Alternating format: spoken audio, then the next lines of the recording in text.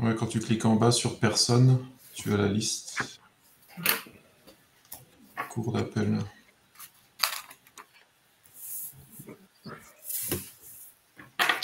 Bonjour. On va attendre un petit peu encore. La Nouvelle-Calédonie nous a rejoints.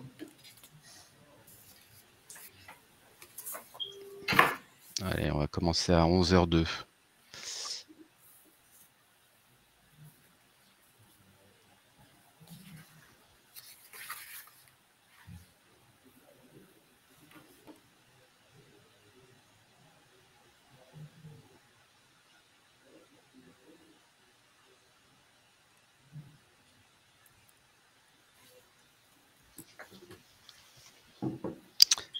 Bonjour, bonjour. Eh ben on y va, il est 11h02. Bonjour, je m'appelle Kamel Elouarari, je fais partie de Talentia Software. Bienvenue à ce webinaire que j'aurai le plaisir de mener avec notre partenaire Oslo. Donc le sujet de ce webinaire, c'est piloter et valoriser vos investissements grâce à Talentia et Oslo. Donc j'aurai le plaisir d'animer ce webinaire avec Laetitia Mops et Pierre-Olivier Thomas. Je vous laisse vous présenter. Bonjour à tous. Hop, je vais partager. Laetitia Mops. Donc moi, je suis consultante avant-vente chez Oslo et moi, je vous présenterai plus en détail la solution qu'on va mettre pour laquelle on est là aujourd'hui, en fait, sur la partie Assets Management et GMAO. Bonjour à tous, je prends la main, Laetitia. Donc moi je suis Pierre-Olivier Thomas, je suis le directeur général de la société Oslo et je suis particulièrement en charge du développement de nos partenariats. Et c'est donc pour ça que je suis aux côtés de Kamal, qui est mon homologue chez Talentia, puisque nous travaillons de concert sur une offre que l'on va vous présenter. Exactement. Ravi d'être parmi vous et de co-animer finalement, ou d'aider à l'animation de ce webinaire avec Kamal et Laetitia. Merci Pierre-Olivier, merci Laetitia. Donc moi, Kamel Elouarari, je suis Alliance Manager chez Talentia. Alors, vous voyez mon écran? Oui, je pense. Parfait. Au sommaire, on présentera rapidement donc les deux sociétés, Talentia et Oslo. On vous présentera notre vision des enjeux en matière de pilotage et de valorisation des investissements et la nouvelle donne compte tenu des nouveaux enjeux liés à la RSE, etc. On vous expliquera aussi pourquoi une alliance Talentia-Oslo et quelle est notre proposition de valeur. Et ensuite, on vous présentera la solution en images et on terminera par une session de questions-réponses. Alors Talentia, nous sommes éditeurs et intégrateurs donc de solutions RH et finance. Nous disposons de 3600 clients qui sont principalement des ETI en Europe, dans tout secteur d'activité, maison mère, recherche et développement et support en France. On réalise à peu près 60 millions d'euros de chiffre d'affaires. On consacre 15% de nos revenus en R&D et nous sommes 430 collaborateurs. Donc nos cœurs de métier, donc on a une suite RH et une suite finance, comme je vous expliquais à l'instant. La suite RH, c'est pas le sujet du jour, mais on va gérer tout le cycle tout le parcours du salarié, de l'embauche en passant par la paie, les rémunérations, formation, développement, la GTA, l'administration RH et la partie HCM qui est la partie gestion du capital humain. Et la suite finance, donc en vert, vous avez la brique, le cœur comptable, composé d'une gestion comptable, comptabilité auxiliaire, comptabilité générale, comptabilité analytique. On a un module d'engagement financier, donc qui permet de supporter tout le process P2P, tout le process achat. On a une brique immobilisation qui est en relation aujourd'hui, qui est le sujet du jour, en lien avec la partie Oslo, et une brique trésorerie. On a également une brique CPM, donc l'élaboration budgétaire et la partie reporting et analyse et consolidation, et enfin une brique révision comptable, qui est un outil qui permet de supporter tout le processus de closing. Si on fait un focus sur la partie assets, j'ai une slide qui présente en synthèse ce que permet de faire le module Talentia Asset.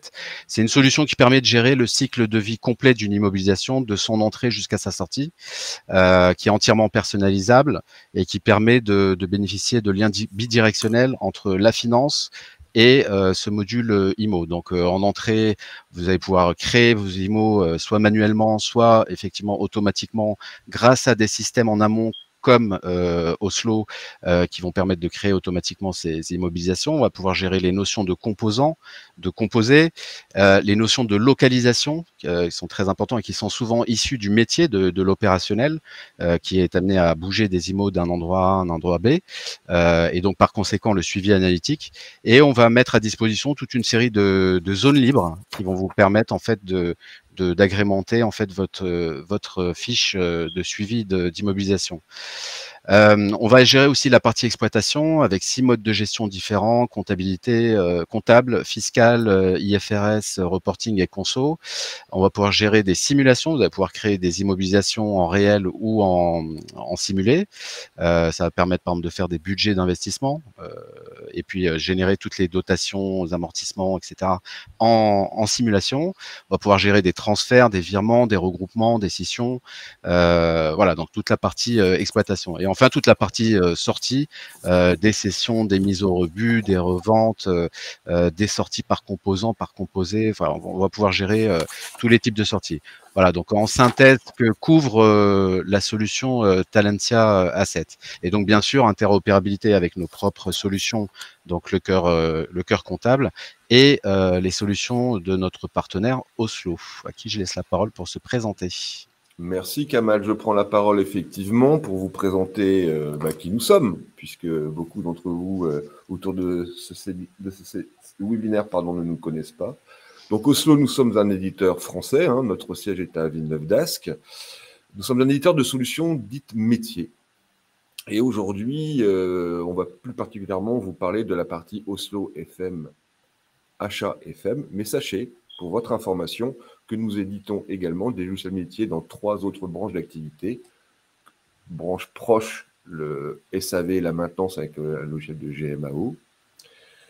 Bâtiment, un logiciel qui permet de gérer les entreprises du bâtiment de seconde œuvre. Et je finirai par une activité retail, notamment puisque nous éditons des logiciels autour de l'encaissement. Pour vous donner une photographie à date de ce qu'est Oslo, 130 collaborateurs, comme je vous le disais, le siège basé à Villeneuve-d'Ascq. Nous avons d'autres implantations nationales, notamment en région parisienne et en Alsace, à Mulhouse, où nous avons notre centre de recherche R&D dédié au FM et à la partie SAV maintenance, qui se trouve à Mulhouse. À peu près 1000 clients, je vous donnerai un petit portfolio de différents clients, et nous avons 50 un peu plus même maintenant, de 50 personnes dédiées à la R&D. Je le signale, parce que vous avez compris, nous sommes une société innovante. Oslo Facility Management, un petit focus sur les solutions que Laetitia vous présentera tout à l'heure en compagnie de Kamal.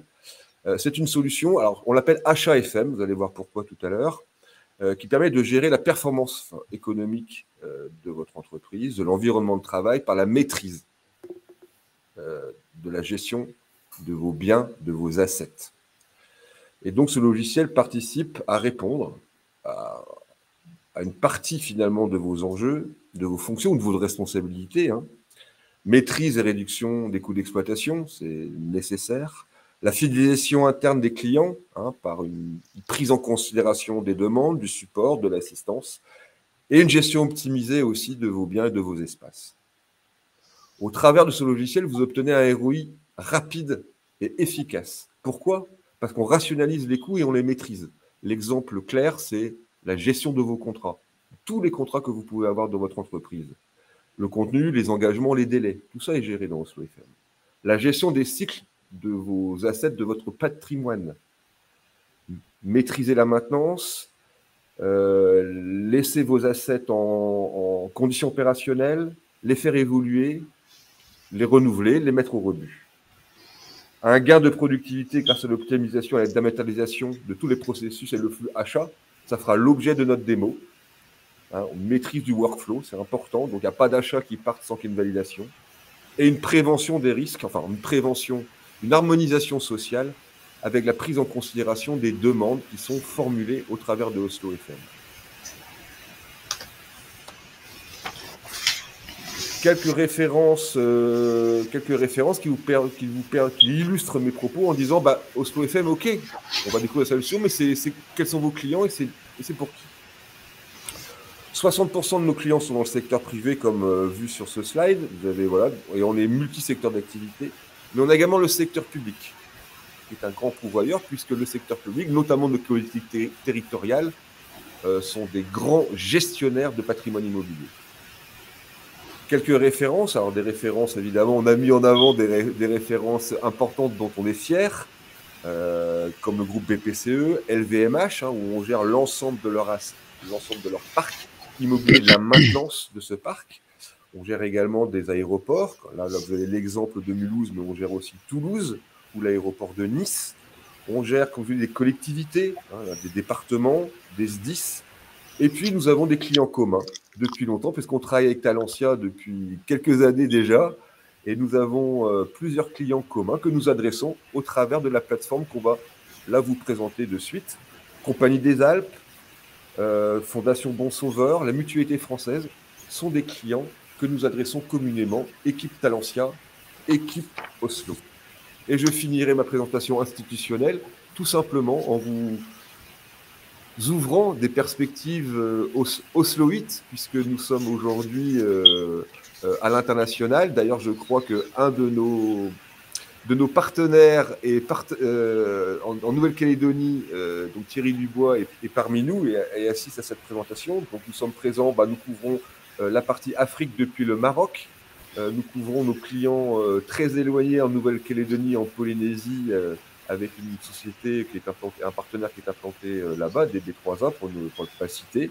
Et nous avons effectivement aujourd'hui, c'est plus que des pistes, c'est plus que des projets. Nous avons formellement l'intention de nous implanter notamment dans les régions germanophones, la Suisse et l'Allemagne. D'accord ? Et nous sommes présents. Il est vrai au travers de nos clients sur les 5 continents et dans 25 pays. Voilà, c'est pour vous donner cette couche internationale. Et je cède la parole à nouveau à Kamal qui va rebondir là sur la présentation plus fonctionnelle. Merci de votre attention. Et je reste disponible pour des questions en fin d'exposé, bien sûr. Merci Pierre-Olivier. Alors, quels sont les enjeux finalement liés au pilotage et à la valorisation des investissements et finalement pourquoi ce webinaire quelque part?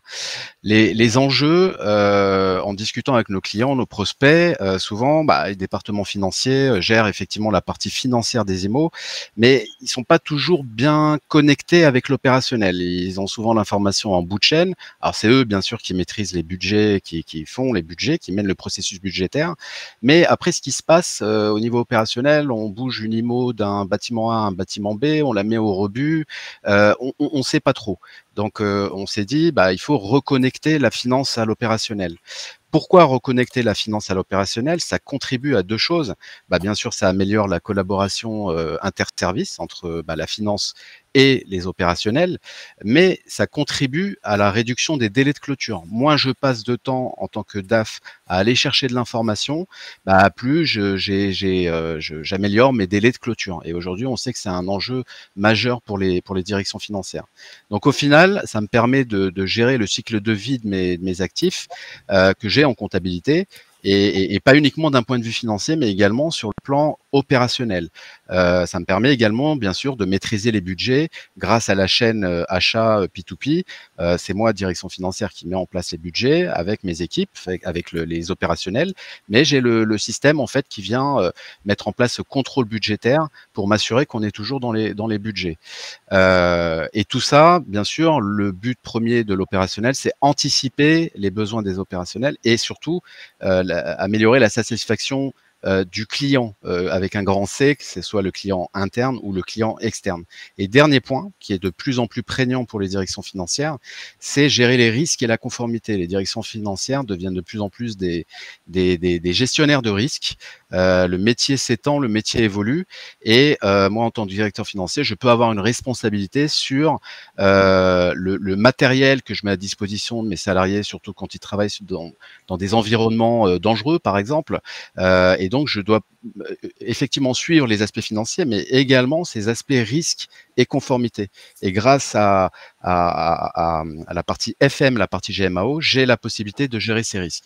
Donc, au final, pour résumer l'intérêt de l'Alliance Talentia Oslo, on a 3 visions. On a la vision stratégique, opérationnelle et financière. Oslo vient couvrir la vision stratégique avec notamment la brique BI et la partie qu'on appelle Span Analytics, qui est de l'analyse de la dépense, qui devient un sujet de plus en plus important, surtout dans le contexte actuel. Voilà, donc je dois mettre en place des processus de suivi de mes dépenses et surtout de l'analyse de la dépense. Et Oslo vient couvrir la partie opérationnelle, achat, inventaire, GMAO, FM. De l'autre côté, nous, on gère traditionnellement la partie financière, la partie Talentia Asset, avec Talentia Asset, Talentia Accounting, tous les aspects des matérialisations, mais on gère également dans la brique, dans la vision stratégique, la partie budgétaire et la partie consolidation. Donc tout ça, voilà, cette slide, elle résume bien, je trouve, l'intérêt de l'Alliance, c'est qu'on couvre les trois visions finalement que doit avoir le directeur financier selon nous. La solution en image, je vais du coup passer la parole à Laetitia. Merci Kamal. Alors effectivement, la solution du coup, côté gestion des immobilisations, on va commencer en fait par les gérer très tôt dans le cycle grâce à un logiciel en fait qui va être modulaire, donc basé sur un référentiel dans lequel on va retrouver vos différents établissements, vos organisations, donc vos services, et vos clients internes, donc toutes les personnes susceptibles à un moment donné de faire des demandes sur ces équipements ou de faire des demandes d'achat liées à ces équipements. Donc l'idée, c'est qu'ensuite, ces équipements sont référencés également dans ce bloc. Et puis, on va pouvoir, dès l'achat, avoir des interactions. Donc, on va commencer par une expression de besoin, une demande d'achat peut-être, qui va ensuite donner lieu à une commande. Tout ça peut être soumis à workflow de validation avant de partir chez le fournisseur. Puis, on va réceptionner cet équipement dans le parc directement.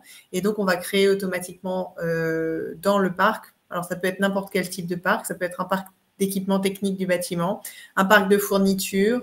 Un parc donc, de fourniture, ça peut être du mobilier, ça peut être des chaises, etc. On va avoir aussi souvent la gestion du parc informatique et la gestion du parc véhicule. Donc, ça, c'est les principaux qu'on rencontre. Et puis, on peut avoir aussi la gestion du parc immobilier avec le patrimoine immobilier.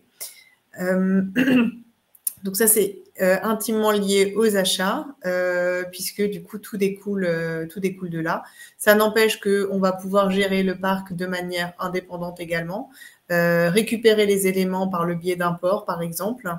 On va pouvoir du coup ensuite automatiquement à la création transférer toujours ces éléments à la finance. C'est pour ça qu'on a la brique finance qui se trouve en dernière colonne, puisque dès sa création, l'immobilisation est envoyée côté finance.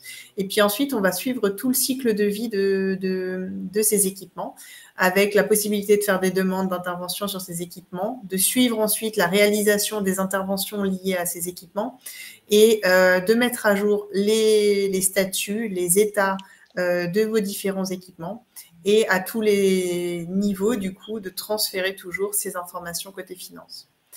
De la même manière, on va pouvoir faire des demandes de déménagement, donc de transfert vers une autre localisation, qu'on va retrouver du coup sur la visionneuse, soit en cartographie, soit sur des plans IFC ou DXF, qu'on va pouvoir importer et qu'on va pouvoir récupérer et sur lesquels on va pouvoir travailler également le positionnement des différents équipements. Et l'idée, c'est qu'effectivement, à chaque endroit, on ait toujours ce lien avec la finance pour que les modifications qui sont réalisées en opérationnel sur le terrain puissent automatiquement être transmises et automatiquement et surtout directement être transmises à la finance. Et puis, de manière transversale, on va retrouver toute la partie pilotage au niveau du système avec des tableaux de bord, des rapports de suivi et de l'analytique avec Oslo Analytics, qui est la brique BI, qui va permettre effectivement d'analyser les différents éléments d'achat, les différentes évolutions du parc et toute la partie intervention autour de ces équipements. Alors, cet outil partagé opérationnel finance, il va avoir un intérêt à plusieurs niveaux dans l'entreprise et on va se rendre compte effectivement qu'en faisant du management de la valeur, on va rapprocher à la fois les équipes finance, les équipes achats et les équipes services généraux ou facility management autour en gros de 3 enjeux. Donc la maîtrise des risques, pour la finance, les risques financiers, pour les achats, les risques fournisseurs, pour le facility management, les risques environnement de travail. Donc, on va retrouver une partie aussi RSE. Autour de, du coup, tout ce qui est image et rapport annuel au niveau de la finance, les achats responsables et le facility management par rapport à l'économie d'énergie. Donc, ça, c'est des pans qui vont être très importants et qui de plus en plus sont challengés au niveau des entreprises. La responsabilité sociétale, dans le système, on va pouvoir suivre effectivement différents éléments par le biais d'indicateurs qui vont permettre de traiter cette partie. Et effectivement, il y a une troisième brique un troisième enjeu qui va correspondre surtout à la partie facility management, c'est la satisfaction du client interne. C'est comment effectivement garder en interne la valeur au niveau des hommes. Donc ça, c'est le capital humain. Donc il y a effectivement ça permet d'apporter une force au niveau de la finance et de développer le leadership. Au niveau des achats, ça permet d'acheter mieux puisqu'on implique dès le départ tous les acteurs en fait du flux d'achat. Et puis au niveau du facility management, on va fidéliser les clients internes, les collaborateurs de l'entreprise et on va leur apporter du bien-être. Juste pour ajouter un mot sur cet aspect RSE pour les directions financières, c'est un sujet qu'on entend de plus en plus dans la bouche des directeurs financiers. Jusqu'ici, c'était un concept qu'on maîtrisait mal, mais là, ça devient de plus en plus prégnant. On a mis ici image, rapport annuel, mais on aurait pu rajouter financement. Aujourd'hui, il y a de plus en plus, les banques qui accordent les financements s'intéressent de plus en plus au sujet RSE des entreprises. On aurait pu aussi rajouter la partie valorisation de l'entreprise. Voilà, donc c'est un sujet qui devient, on voit bien en fait que le périmètre du directeur financier, il s'élargit, il devient un gestionnaire de risque, il a aussi des enjeux RSE à prendre de plus en plus en compte. Voilà, je ferme la parenthèse. Désolé, excuse-moi Laetitia. Non mais merci pour ce complément. Alors autour de ces enjeux, on va voir effectivement autour de la maîtrise des risques et de la satisfaction des collaborateurs. L'un des premiers enjeux, ça va être de maîtriser le cycle des achats. Donc, comme les collaborateurs vont pouvoir exprimer simplement leur demande d'achat, ils vont volontairement aller en fait dans ce système. On va se baser en fait sur un catalogue simplifié, un peu comme ce qu'on va retrouver sur les sites boutiques. Donc, on va pouvoir de manière simple exprimer nos besoins. Ça va permettre d'éviter les achats sauvages puisqu'on on enregistre tous les éléments liés aux achats en amont en fait des commandes et en amont des factures. On va pouvoir aussi mutualiser puisque tout le monde ayant exprimé son besoin par le biais des demandes d'achat, on va pouvoir rassembler pour ne faire qu'une seule commande pour répondre à plusieurs besoins. On va pouvoir aussi suivre ces demandes en temps réel. Et puis surtout, on va aussi pouvoir enregistrer la réception. On va permettre à chacun, en fait, à chaque demandeur d'enregistrer les réceptions à son niveau. Ça va permettre de connaître le service fait quand on parle effectivement de prestations. Et puis sur les assets, ce qui est important, c'est que ça va permettre de créer effectivement directement dans le parc les équipements et les actifs. Et du coup, lorsqu'on a effectivement créé ces actifs, ensuite ils vont automatiquement basculer en comptabilité. On va aussi positionner en fait des workflows de validation pour maîtriser les dépenses. Donc des workflows de validation qui vont en fait permettre de manière simple à des valideurs par email directement de valider les besoins. On va contrôler du coup avant l'engagement déjà. Et le fait de contrôler avant l'engagement, ça va avoir un lien aussi direct sur les budgets Talentia CPM, puisqu'on va pouvoir suivre aussi ses budgets dans l'application. Donc, on va avoir la vue sur le budget initial, le budget engagé, ce qui a été, on a même en amont de l'engagé ce qu'on appelle nous un prévisionnel, c'est justement ces dépenses en amont de la commande. L'engagé, le réaliser au moment de la réception ou de la facture. Et tout ça, du coup, lié à la finance, enfin, à la partie budgétaire. On va maîtriser les risques aussi en permettant en fait de suivre toutes les dépenses grâce à un tableau de bord qui est interactif et qui permet à chacun d'avoir ses alertes au quotidien. Et puis, bien sûr, l'outil de BI, Oslo Analytics, qui permet de suivre de manière plus poussive et d'aller fouiller dans les données et plonger dans les données pour récupérer de l'information sur les dépenses. Ensuite, on va référencer donc tous les actifs de l'organisation. Donc là, il y a effectivement 2 enjeux qui vont nous intéresser, c'est la maîtrise des risques et la partie RSE.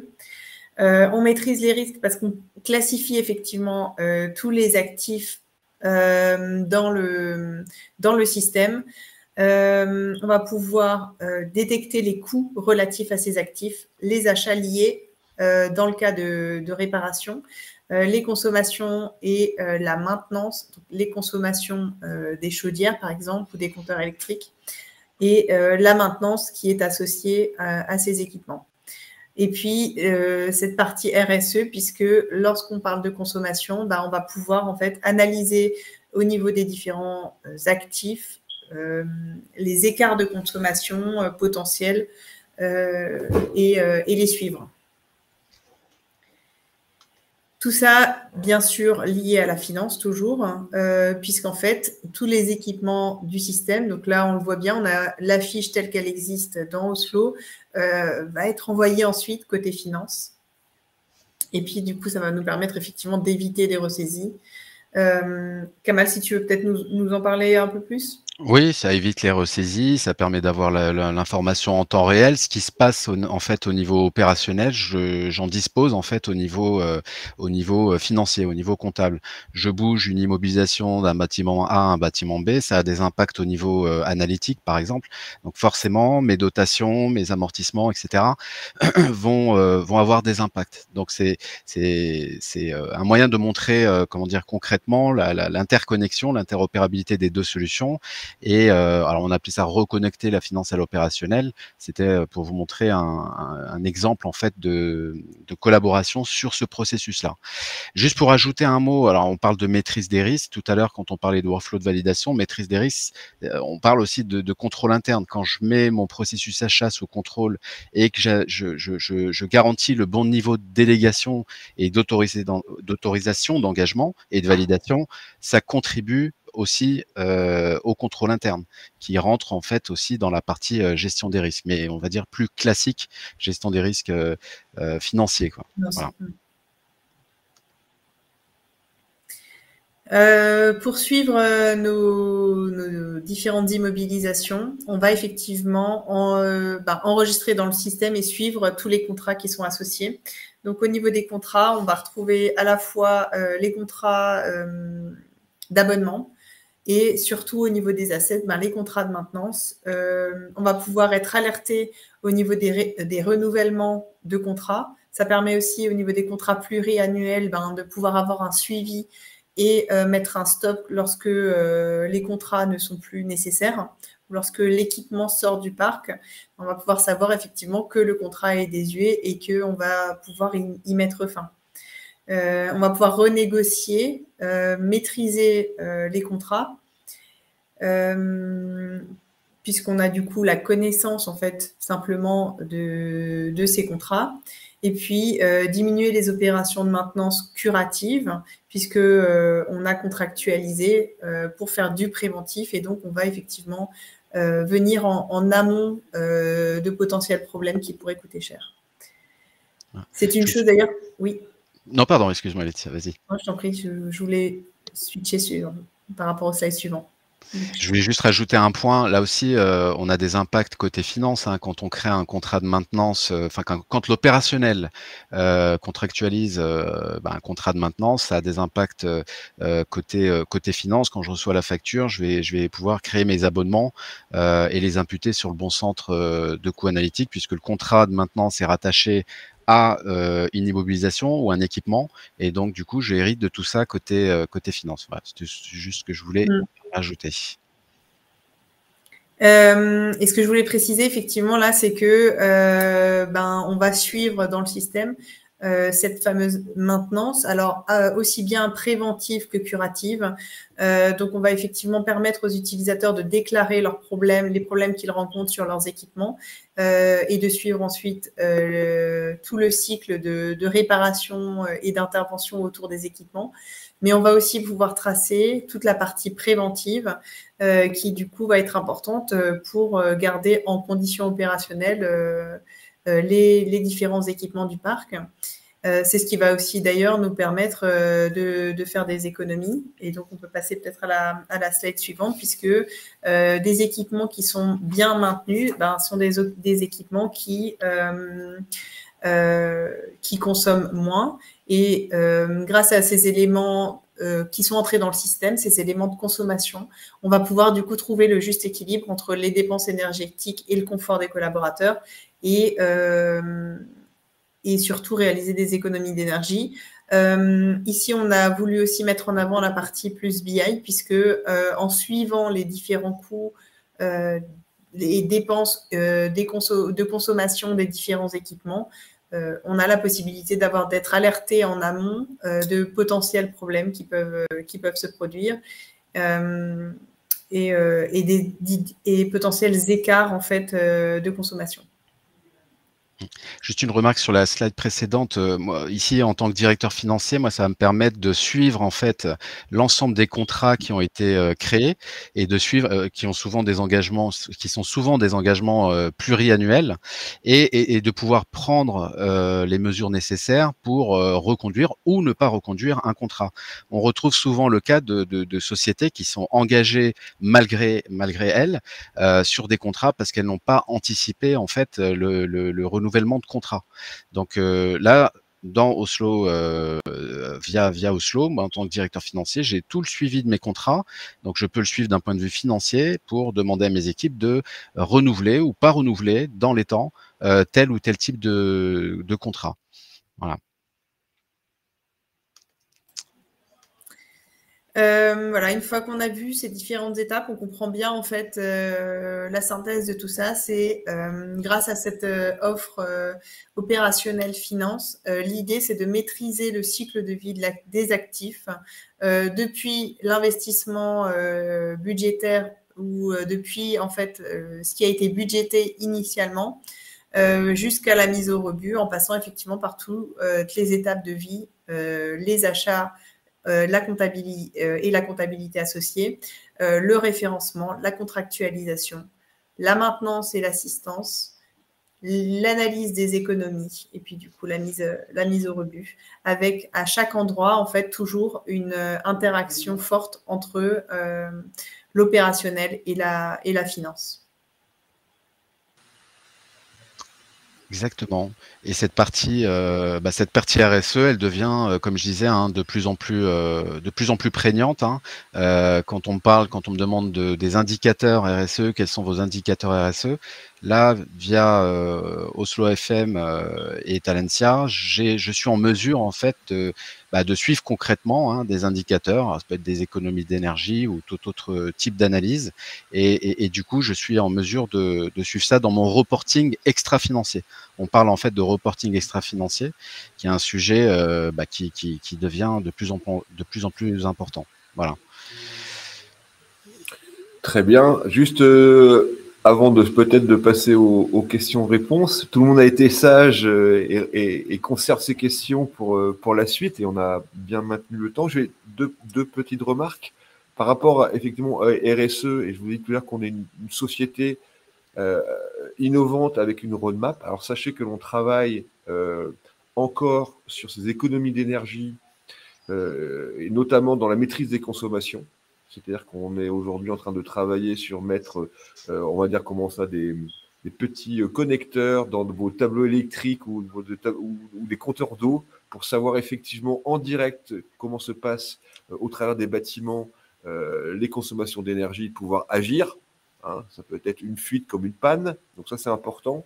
On travaille également sur le flex office, hein, c'est effectivement l'optimisation de l'espace de travail, c'est important de le signaler.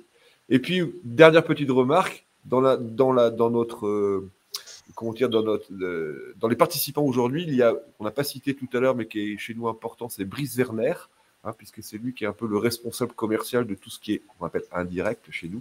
Et donc, je tenais voilà, qu'il se montre rapidement, en 2 minutes que vous voyez qui c'est, puisque ça peut être un de vos interlocuteurs. Donc voilà, c'était l'occasion aussi que vous voyez à quoi ressemble ce fameux Brice. Oui, j'en profite pour remercier Thierry et Florian, nos partenaires justement de Nouvelle-Calédonie, hein, dont on parlait, qui ont fait l'effort d'être présents à 20h30 parmi nous. Il y a également Boris Boutor de CDA, avec qui on travaille, qui est client justement aujourd'hui aussi bien Talentia que Oslo. Et puis d'autres personnes, notamment Jean-Noël Souy du groupe Nicolin et Ahmed Yassini, donc, qui nous ont rejoints et qui auront l'occasion, effectivement, j'espère, de poser leurs questions auxquelles on aura plaisir à répondre. Voilà, je vous laisse la main. Merci à vous. Du coup, voilà, on s'accorde une petite séance de questions-réponses, si vous en avez.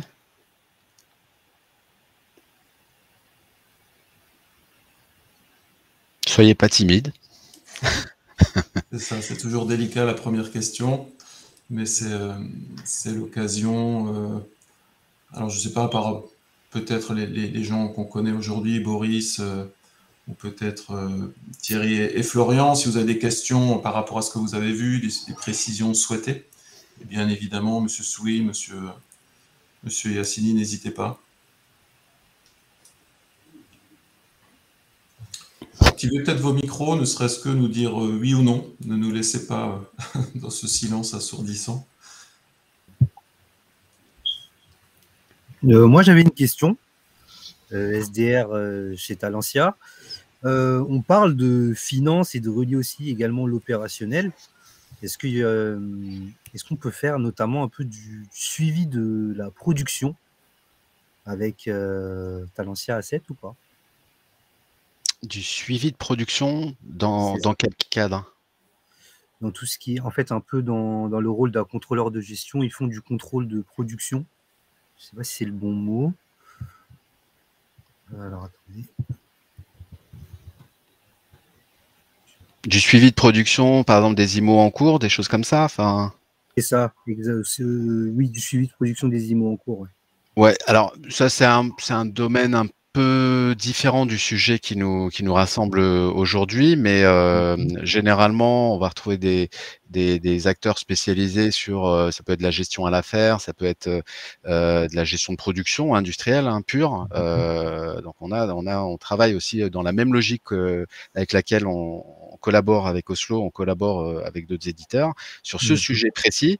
Et là aussi, il y a l'interaction côté finance. Interaction côté finance, c'est je vais pouvoir récupérer mes immobilisations en cours, ma production à l'avancement, enfin tous les éléments financiers en fait liés à cette production en cours. Ok, c'est noté, merci. C'est clair la réponse? Oui, c'est clair. Parfait. Merci. Pas de quoi. Thierry Dubois, gérant des B3A. Pour ma part, moi, je n'ai pas de questions, parce qu'en fait, la partie financière, je ne la connaissais pas du tout. Donc, voilà, j'ai appris des choses. Donc, maintenant, moi, je suis intégrateur Oslo pour Oslo sur les solutions HAFM. Et effectivement, la brique financière est une brique intéressante. Donc, je vais essayer de travailler avec mes clients sur ce domaine-là. Bienvenue. Avec plaisir. C'est tout l'intérêt en fait. C'est tout l'intérêt en fait dans comment dire.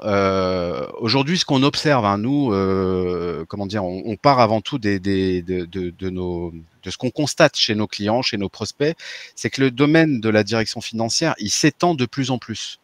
Ça devient de plus en plus compliqué, hein, le travail de directeur financier. Là où avant, entre guillemets, on se cantonnait aux éléments financiers, bah, aujourd'hui, il doit être un gestionnaire de risque, il doit s'occuper de la RSE, il doit s'occuper de la data, c'est un sujet aussi, d'accord. C'est pas le sujet d'aujourd'hui, mais voilà, il devient, comment dire, poléiforme le métier d'un DAF, et il a besoin d'outils. En fait, besoin d'outils qui puissent lui assurer que l'opérationnel, bah, ce qu'il a dans la finance, c'est bien, ça correspond bien à ce qu'il a dans l'opérationnel. Et suivre un certain nombre de choses. Bah, je parlais des risques.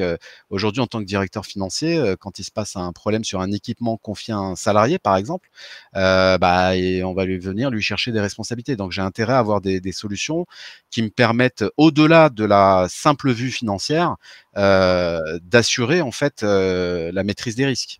Vous voyez ? Oui, j'en suis convaincu. Voilà. Donc c'est pas, enfin cette collaboration avec Oslo, elle est de longue date effectivement. Pour être tout à fait transparent, on l'a réactivé, on lui a donné une autre impulsion parce qu'on avait des signaux communs en fait en discutant avec Oslo. Et effectivement, voilà, c'est un tout en fait. Cette partie FM. Il y a des impacts côté FM et achat, il y a des impacts côté financier et du coup ça rentre pleinement dans l'escarcelle du directeur financier, mais également du directeur des services généraux, du directeur du FM, voire même du DRH. Voilà, quand un salarié arrive, on parlait tout à l'heure de gestion de dotation, bah, m'assurer qu'un salarié, on parle par exemple de processus onboarding. D'accord, nous on est aussi éditeur RH pour faire le lien sur un autre sujet. Quand je onboard une personne, il faut que je m'assure que dès le premier jour, elle ait son bureau, son ordinateur, tout l'équipement dont elle a besoin pour travailler. Voilà. Donc avec ça, on est en mesure, avec Oslo, on est en mesure en fait de couvrir également ce besoin. Et on peut comme ça aller très très loin. On peut, si vous avez 3 heures là, on peut. Il y a plein de processus en fait qui sont couverts par cette alliance que nous on juge intéressante et intelligente. Ok. Voilà. Merci. À votre service. Est-ce qu'il y a d'autres questions? Oui, je ne sais pas si vous m'entendez. Oui, j'en ai. On vous entend. Merci, parce que j'ai essayé tout à l'heure et j'ai eu quelques petits soucis. Vous parlez d'économie d'énergie. Est-ce que vous avez des connecteurs avec les distributeurs pour récupérer, ce ne serait effectivement côté financier les factures, mais également les consommations? Alors, est-ce que c'est des données qu'on est contraint de ressaisir dans l'application? Alors, dans Talentia, là, on touche au domaine quelque part le domaine de la dématérialisation de factures et ce qu'on appelle la capture omnicanal. Donc, moi, je dois être en mesure de capter du PDF, du format structuré EDI, FactorX, etc. Mais également d'aller chercher ces informations ou d'être alimenté par des opérateurs type EDF et autres. Dans Talentia, ce qui est intéressant, c'est qu'on a la capacité de saisir des unités d'œuvre. Donc c'est pas uniquement une saisie comptable, je dirais classique où je mets mon montant hors taxe, mon analytique et ma TVA. On a aussi la capacité dans ce qu'on appelle les rubriques analytiques de saisir des unités d'œuvre. Ces unités d'œuvre, elles vont permettre deux choses. Elles vont permettre par exemple de faire toute une série de reventilation analytique en fonction de telle ou telle unité d'œuvre. Je vous donne un exemple, vous enregistrez une facture de loyer par exemple, vous mettez l'unité d'œuvre, je sais pas, la totalité des superficies et vous décidez de répartir ces loyers par les mètres carrés occupés par les différents services. Donc c'est tout à fait possible, ce qu'on appelle les reventilations analytiques. Et de l'autre côté, je peux très bien récupérer en fait ces unités d'œuvre et alimenter la brique reporting cette fois-ci de Talentia ou l'envoyer vers mon partenaire Oslo. Donc j'ai pas souvenir parce que je suis pas dans tous les projets de déploiement. J'ai pas souvenir qu'on ait fait ça, mais on est tout à fait en mesure de le faire. Oui, tout à fait. D'accord, merci. Je sais pas si j'ai répondu à votre question. Vous êtes de quelle société? J'ai pas vu. Société Nicolin. Nicolin, d'accord. Ah oui. Et monsieur Soui, par rapport à votre question, est-ce qu'il y a aussi justement cette approche de monitoring énergétique, proprement dit? Ça peut. Ça peut, d'accord. Ah bah ça va devenir de plus en plus, enfin, ne serait pour 2 raisons. La première, on l'a expliqué, hein, le RSE, et cetera. Mais aujourd'hui, là, avec l'explosion des coûts énergétiques, je pense que les entreprises, enfin, je sais pas si c'est votre cas, aux différents participants, je pense que les entreprises vont être de plus, enfin, le spend analytics, là, il prend tout son sens, hein. Tout à fait. Et toute la partie frais généraux à suivre est parfois complexe C'est ça. et demande beaucoup d'énergie pour pouvoir obtenir les informations RSE. Exactement. Et pour ça, il faut avoir la structure analytique qui va bien au début pour pouvoir collecter cette information et l'exploiter ensuite, soit dans un but de spend analytics, soit dans un but de reporting RSE ou autre. Tout à fait. Ouais. Ça, on l'entend effectivement. C'est le grand sujet du moment, hein, surtout dans certaines industries où, enfin, je ne vais pas citer le nom du client, mais c'est une industrie qui est très, très, très confrontée à la hausse des matières premières et qui, en plus, a des difficultés de recrutement. Donc, forcément, la masse salariale aussi augmente et les coûts énergétiques augmentent. Donc, elle est dans une équation un peu compliquée là. Et du coup, bah, ils nous ont sollicité pour avoir un reporting très, très, comment dire, très détaillé pour permettre ce suivi. Voilà. Je ne sais pas si j'ai répondu à vos questions.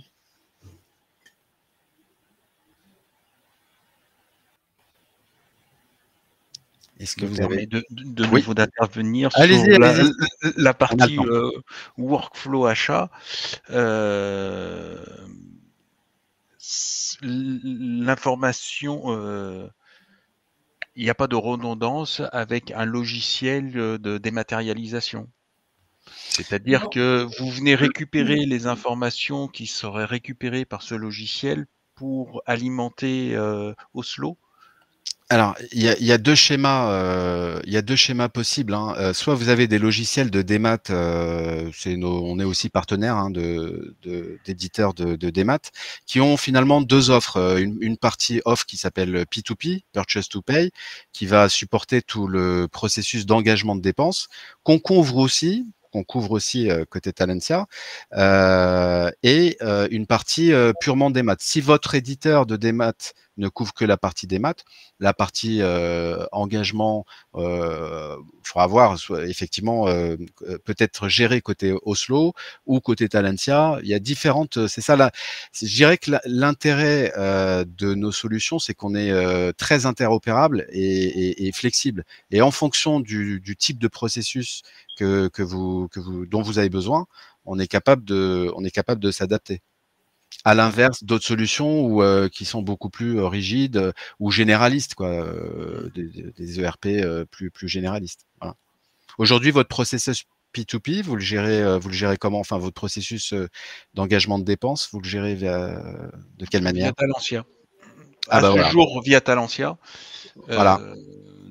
Après, avec la mise en place de la démat, on se pose encore la question de savoir si on déporte ça sur le logiciel de démat ou si on reste sur du Talentia. Bah, c'est le sujet du moment, hein. On travaille, enfin, on est en plein dans le sujet, hein. Les directives, elles viennent d'être clarifiées, mais il y a encore beaucoup de zones d'ombre, on va dire, y compris dans ces sujets de plateforme de PDP là. Donc nous, on a décidé bien entendu de pas être PDP et de travailler comme on travaille avec Oslo, avec des spécialistes du sujet. Après, ce qu'on va définir, c'est différents schémas. Effectivement, vous pouvez gérer vos engagements dans Talentia et ça le fait bien. Il y a partie demande d'achat, validation, commande d'achat, réception, génération des provisions en automatique. Je ne sais pas si vous utilisez cette fonctionnalité, mais d'un point de vue financier, c'est très intéressant. Après, ces éditeurs gèrent aussi cette partie P2P, comme je disais, et il faut voir. Moi, je pense dans votre cas, hein, sans vouloir, étant donné que vous avez déjà la partie Talentia P2P, la partie engagement, nous, on sait se rendre interopérable avec les acteurs de démat du marché.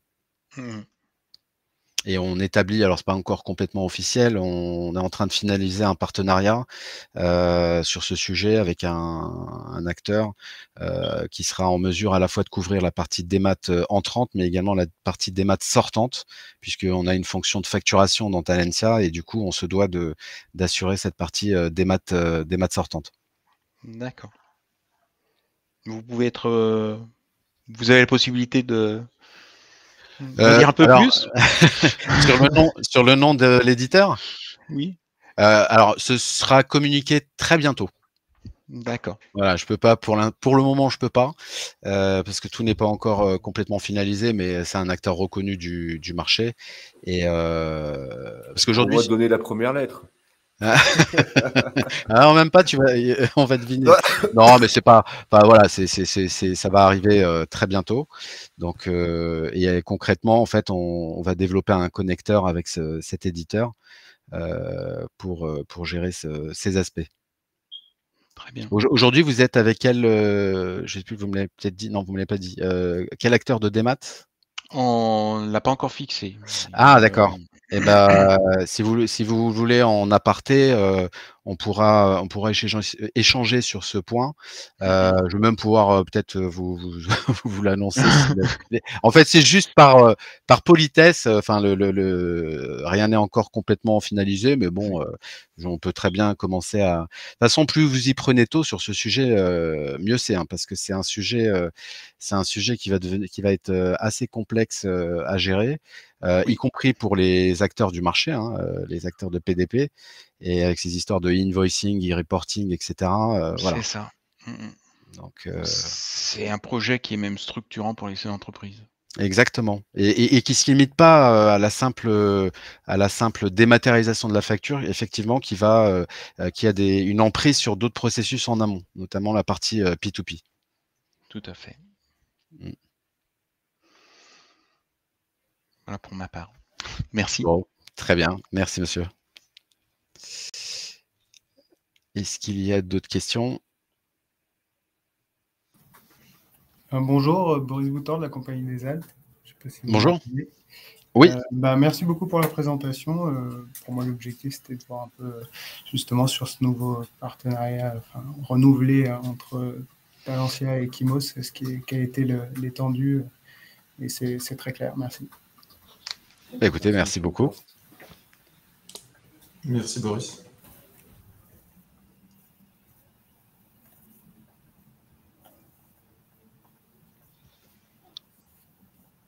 D'autres questions ou remarques ou commentaires ou... Non, pour moi. Merci Boris. Bon, bah écoutez, on est dans les temps, 11h53. Un petit peu dépassé, mais c'est bien. Bon, ça va. Il y avait des questions intéressantes. Ouais, donc vous allez recevoir donc la version là, de l'exposé, dans l'ensemble des slides. Donc vous aurez cette possibilité-là. Ravi d'avoir pu échanger.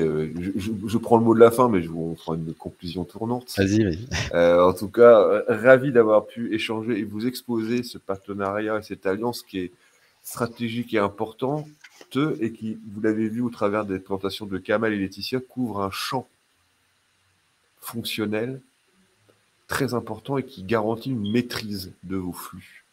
Donc c'est important de le considérer. Et puis, on s'attache, comme vous le voyez aussi, à ce que les produits évoluent, hein, parce qu'on est connecté, on est connecté Talentia et Oslo depuis 8-9 ans, je pense, quelque chose comme ça. Et on a su faire évoluer, hein, puisqu'on est là toujours connecté dans les dernières versions, donc c'est important aussi. Et on poursuit cette évolution en amenant chaque année des évolutions fonctionnelles importantes, chacun dans notre domaine, mais très complémentaires. Laetitia, est-ce que tu veux faire un petit mot de conclusion avant de céder la parole à notre hôte Kamal? Oui, alors et effectivement, du coup, beau partenariat entre Talentia et Oslo qui annonce encore de belles évolutions et de belles possibilités. Donc moi, je suis ravie de vous avoir permis d'avoir une vue un peu générale sur les connexions qu'il y a entre nos deux systèmes. Et voilà, et j'espère que ça pourra vous inspirer dans l'avenir. Merci Laetitia. Du coup, le mot de la fin, il ne reste plus qu'à vous remercier toutes et tous. Et on va vous envoyer la présentation avec les coordonnées de chacun des participants et n'hésitez pas à nous contacter si vous avez des questions. Voilà. Merci beaucoup. Très bonne journée à vous et à très bientôt pour un autre webinaire. Merci à voilà, vous aussi. Et bonne soirée. Merci, bon après-midi. Ah oui, bonne soirée. Bonne soirée à ceux qui sont loin. Oui, j'ai oublié Thierry. Oui, Thierry. Au revoir. Merci à vous. Au revoir. Au revoir. Merci. Au revoir. Au revoir. Au revoir.